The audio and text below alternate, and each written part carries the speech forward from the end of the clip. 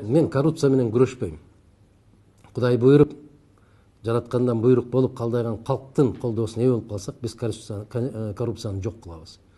А күрөшкөндөр ушундай экен да, биринчи партияны мен уттум, экинчи партияны сен утуп алдың, үчүнчүсү тең чыгып калдык деп эле кайра күрөшкө тартылыша берет экен да, биз күрөшпөйбүз. Коррупцияны биз жок кылабыз.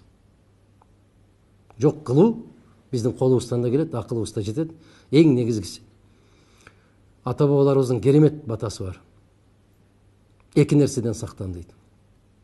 Шайтандын азгырыгынан сактан дейт.